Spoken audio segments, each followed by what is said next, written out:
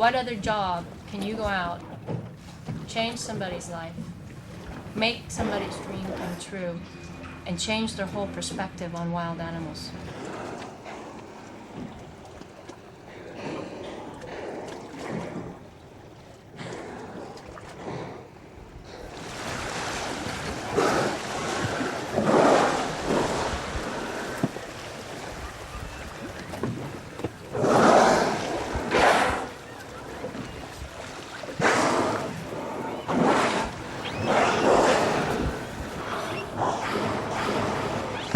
Most people come here, they've never seen a whale before. They've seen it on television, they've seen it in movies, and it's something that is for the most part unattainable for them.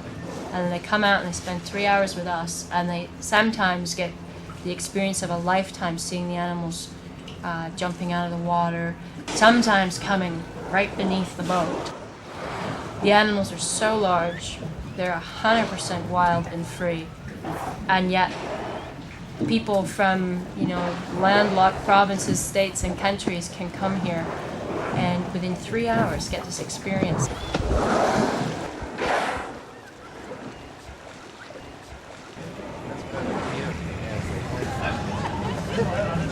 24 falls of hier, It's actually a very, very pleasant temperature out there today. So Bruce and I were out just a couple hours ago, and we were with a fairly large group of killer whales. They are northbound at the moment, so they're moving away from us. So what we're going to have to do is head out of Victoria. We're going to travel along the south end of the island, and then we're going to turn north around the Oak Bay, Cadborough Bay region, and then head north through Harrow Strait.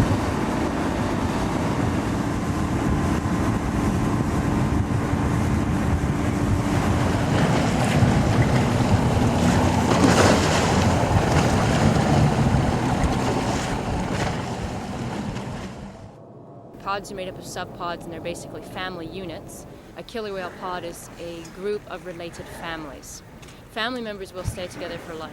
Now, in southern British Columbia, we have 3 resident pods in the area, referred to as J, K, and L. And L pod is by far the largest. J and K have about 20 animals each, roughly. And at the moment, we don't have any adult males in K pod. We do have some adolescents who are very quickly growing up to be adult males. Their fins are starting to elongate, and they're definitely showing signs of maturity. She's coming over towards us. Look.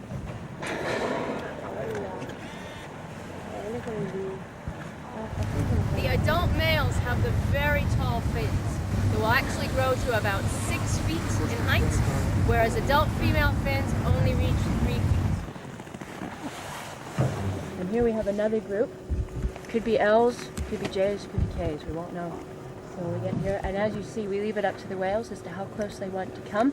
And I forgot to mention to you that if you do see them swimming towards us and then dive, we should be looking straight down into the water, because if it's a shallow dive, they may turn sideways so they can look up at the boats.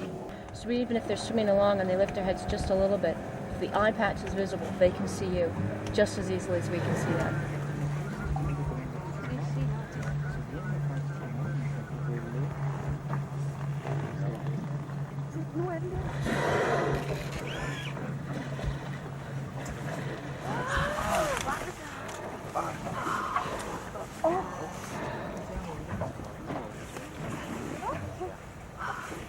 Jelly Roll was the female who spy hopped just in front of us. And so she actually paid attention to the boats, had a bit of curiosity, enough to come up.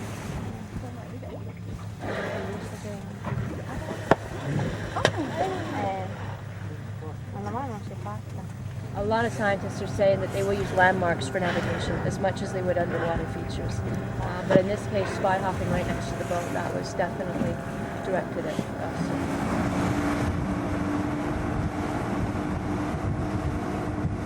We have your typical humpback whale, growing to lengths of about 40 feet long by the time they're fully grown. Just to put that in perspective, this boat is 30 feet long, so pretty big. Very, very small dorsal fin. They get the name humpback because of the way that they dive. They're going to go through several ventilations before a deeper dive or a longer dive, and before they go down they're going to strongly arch this region here and then go down. The animal itself is sort of a slate blue color, but these pectoral flippers are white on both the outside and the inside. And what they do, these guys cruise around the oceans looking for small fish. If they see a group of fish in front of them, they're going to hold these big flippers up in front and sort of move them a little bit. The sun hits that white pigmentation and it reflects off.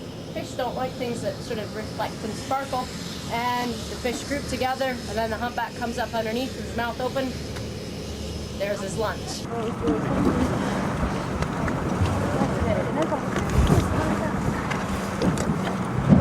There they are. Once the whales are that close, I'll have to shut down. Our oldest whale, her name is Lummy, K7, and we estimate that she's about 90 years old. And how we do that is from a photograph that was taken in 1915. And in that photograph you can see this saddle patch, and we know that it's hers because she's still with us today. And from the photograph they estimate that she was about 5 years old in that picture.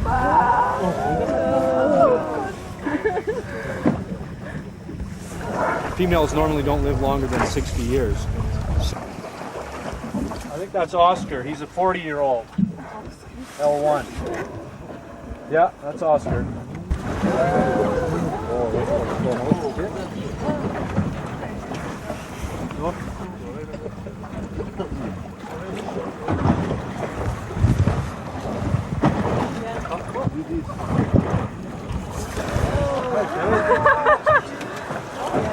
There he is, right there. Oh, yeah.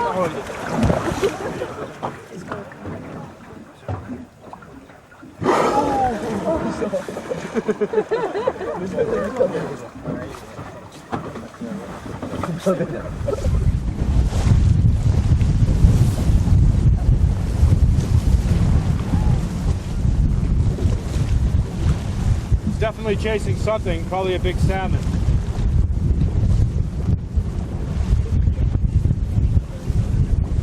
That's L57, his name is Faith.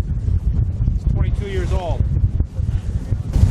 Whales that are 30 years old or younger, we've pretty much been here when they were born. In fact, last week, L67, her name is Splash, last Wednesday had a brand new baby. So the little baby will be named once we know the sex of it, and we'll follow it every year. Hey, Faith. It's called J10 subquad. This big guy's name is Everett, J18. He's traveling with his mother, Tahoma, his sister, Oreo's baby, who hasn't been named yet, is a year old. And the other little one, that's the baby there, and the other one right beside it on its left, that's Rhapsody. There's the baby.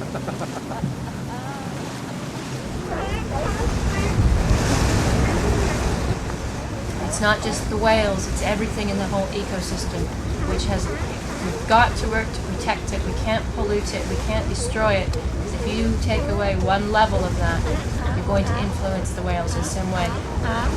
It's not something that we're accustomed to, seeing animals that are not under our control, they're under their own.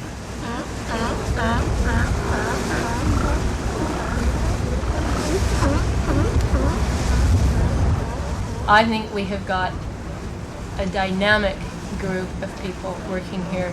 There is not, I don't think, any other group who cares more about the animals, and that probably goes for the whale watching industry in general. But at Prince of Wales we have some very devoted people who work not just in whale watching but in other types of teaching and education and conservation programs. The people here, we really care about what we do, and to us, we're going to do everything we can to find the whales. And if that means that we extend a trip by an hour and a half, we do that.